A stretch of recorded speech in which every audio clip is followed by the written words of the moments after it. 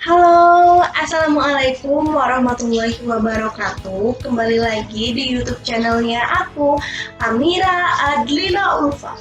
Coba ya aku. Oh iya, teman-teman, kali ini kita bakalan bahas bagaimana sih pengalaman kuliah di S1 Pendidikan Anak Usia Dini. Nah, buat teman-teman semua yang mau masuk di kuliah pendidikan anak usia dini, jangan pernah ragu ya. Yang penting yakinkan diri kalian. Insya Allah kalau itu sesuai dengan passionnya kalian, kalian bakalan enjoy ikutin kuliahnya. Karena kuliah di pendidikan anak usia dini itu sangat seru dan menyenangkan. Banyak banget ilmu-ilmu yang bisa kita ambil di sana dengan dosen-dosen yang berpengalaman, misalnya seperti dosen-dosen saya yang ada di Universitas Negeri Yogyakarta. Gak bisa saya sebutkan satu-satu karena mereka sangat punya banyak andil di dalam ilmu yang telah diberikan untuk saya dan juga teman-teman. Oke, nah kali ini aku bakalan ngasih tahu apa aja sih pelajaran yang pernah aku belajar waktu itu di S1 PAUD. Nah, pertama itu kita pasti harus tahu dulu dong apa aja perkembangan anak usia dini itu. Jadi perkembangan anak usia dini itu ada 6. Yang pertama ada perkembangan sosial emosional, ada perkembangan kognitif, ada perkembangan motorik, fisik motorik ya, ada perkembangan nilai agama moral, ada perkembangan bahasa, dan juga ada perkembangan seni. Nah, itu ada 6. Jadi ini ya, mata kuliah yang pernah aku ampu waktu itu di S1 UNY. Yang pertama ada ilmu pendidikan, di mana kita belajar tentang dasar-dasar ilmu pendidikan itu seperti apa. Lalu ada ilmu alamiah dasar, itu juga kita belajar tentang sains, ya lebih ke IPA-nya ilmu alamiah dasar. Lalu juga ada mata kuliah umum seperti mata kuliah pendidikan agama Islam. Nah, itu. Lalu juga ada tentang psikologi umum. Nah, ini sangat menarik banget psikologi umum. Kemudian ada mata kuliah tumbuh kembang anak. Nah, itu kita mengetahui bagaimana sih tumbuh kembang anak dari sejak anak itu di dalam kandungan itu, lalu ketika anak lahir, sampailah anak itu usia 6 dan 8 tahun. Kalau di Indonesia, anak usia dini itu sampai usia 6 tahun. Sementara kalau di luar negeri menurut NAIC itu so tahun ya aku, tapi kayaknya ya bener sih aku sampai 8 tahun itu dia. Nah, begitu juga tadi yang dengan psikologi umum itu kita belajar yang neonatal, pranatal, lah seperti itulah ya. Kemudian teori proses belajar anak. Nah, teori proses belajar anak ini juga banyak banget. Kita bisa lihat teori behaviorisme dan konstruktivisme, seperti nanti ada Piaget, ada John Locke, dan yang lainnya. Seperti itulah. Sama yang 6 perkembangan itu tadi juga masuk, ada yang perkembangannya dan juga ada pengembangannya. Lalu ada kreativitas anak usia dini, di sini dimana kita dituntut untuk kreatif dalam memberikan media pembelajaran dan juga game-game buat anak untuk menyenangkan mereka ketika kegiatan pembelajaran seperti itu. Belajar seraya bermain, ya itu sih katanya. Sosioantropologi, nah ini juga mata kuliah dasar. Pancasila, bahasa Indonesia, bahasa Inggris. Bahasa Inggrisnya ini, wah, sangat menyenangkan teman-teman. Kalian tahu nggak? Kita tuh dimana diajarkan untuk belajar ABC, song ABC seperti itu, dan juga lagu-lagu anak dalam bahasa Inggris. Pokoknya seru deh yang dasar-dasar, intinya bahasa Inggris buat anak usia dini. Lalu ada epistemologi logika pendidikan. Nah, epistemologi itu kan termasuk dalam salah satu filsafat, ilmu filsafat ya, karena ilmu filsafat itu setahu aku ada 3, ada epistemologi, aksiologi, dan satu lagi apa ya, ontologi Pak ya, kalau nggak salah, lupa. Kayaknya bener. Lalu juga ada tentang pendidikan anak. Nah, pendidikan anak ini itu tentang Montessori. Waktu itu sih pas S1 belajar tentang gimana sih sekolahnya Montessori. Montessori itu awalnya bagaimana kok bisa dia mencetuskan teori yang sedemikian rupa. Lalu juga tentang sekolahnya Ki Hajar Dewantara, seperti itu. Seru deh pokoknya belajarnya.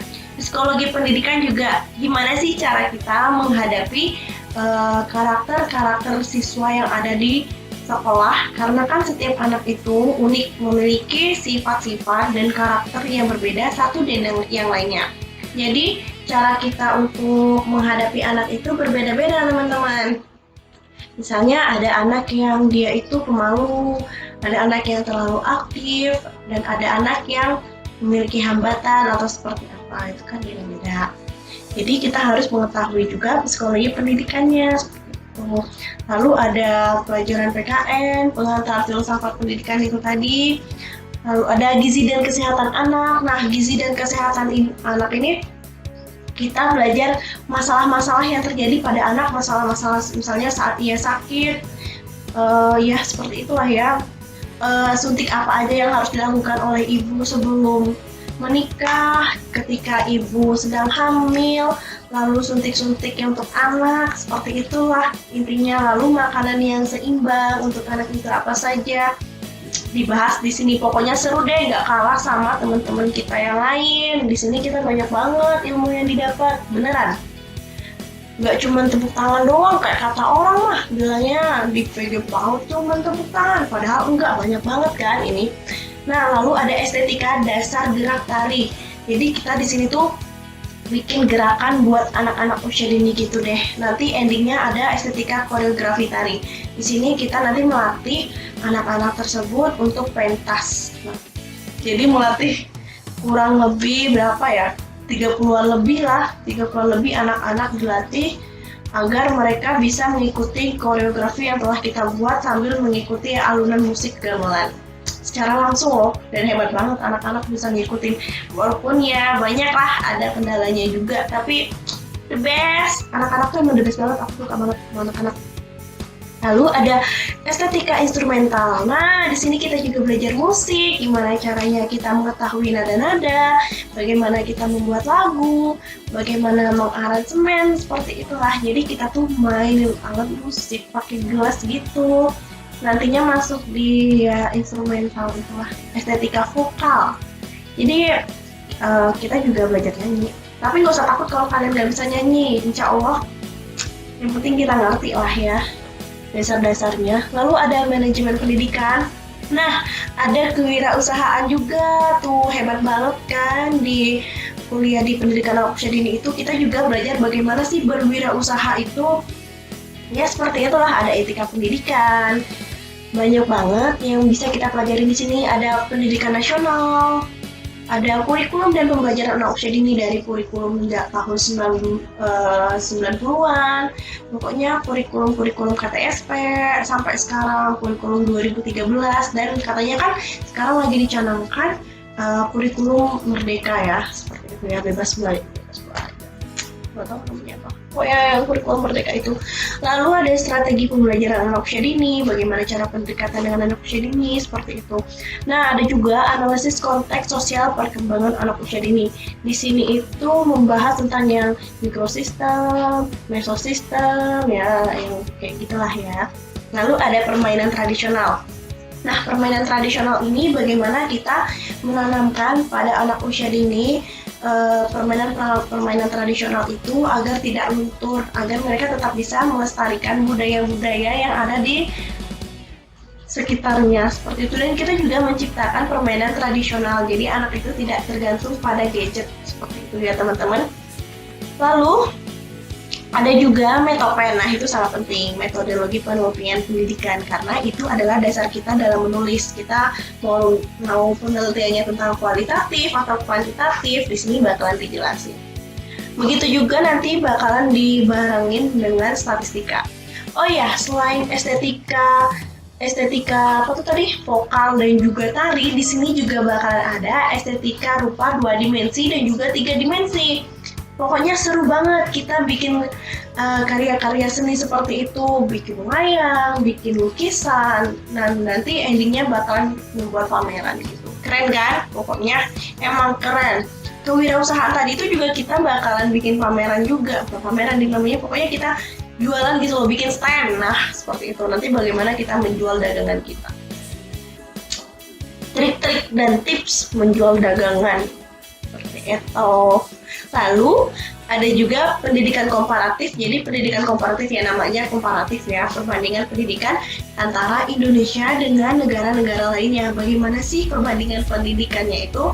Seperti pendidikan yang paling menjadi contoh itu adalah pendidikan di Finlandia. Itu sangat bagus. Ya, insya Allah di Indonesia tuh juga bakalan bisa menjadi contoh buat negara-negara lainnya. Insya Allah pasti bisa dong Indonesia. Lalu ada media pembelajaran dan teknologi informasi. Nah, itu kita belajar tentang bagaimana sih membuat media pembelajaran yang unik dan kreatif buat anak-anak. Ada penilaian pembelajaran. Nah, di sini juga bikin penilaian gitu. Kayak mana sih penilaiannya tuh, entah checklist atau 1, 2, 3, 4 skala penilaiannya seperti itu. Lalu ada juga pendidikan anak dalam keluarga. Nah, di sini tuh sangat seru banget. Nanti kan kita tuh nggak cuma jadi guru ya, tapi kita akan menjadi orang tua di dalam rumah tangga, orang tua di dalam sebuah rumah tangga ya. Jadi kita belajar sih kehidupan berumah tangga itu seperti apa. Jadi kita harus apa ketika menghadapi sesuatu hal yang begini. Itu banyak banget ilmunya tuh, ya ampun, sampai rasanya tuh pengen aku keluarin semua ilmu-ilmu yang sudah aku dapat tuh, saking banyaknya pengen aku bagi-bagikan ke orang lain. Ya kayak gitulah intinya ya, banyak banget pendidikan anak dan keluarga. Nah, terapi tumbuh kembang anak. Karena di sini kan juga ada ya anak-anak usia dini yang memiliki berbagai hambatan yang berbeda-beda, misalnya speech delay atau mereka mengalami Down syndrome dan yang lainnya. Karena kita sebagai pendidikan guru anak usia dini juga harus mengetahui hambatan-hambatan tersebut. Itu deh. Lalu ada micro teaching, itu seperti gimana pembelajarannya di dalam sekolahan, itu micro teaching. Ada juga anak usia dini berkebutuhan khusus. Nah, ini juga bersama kayak terapi tumbuh kembang anak, yang di sini kita mengetahui apa aja jenis-jenis anak usia dini yang berkebutuhan khusus itu, lalu juga nanti bakal ada terapinya.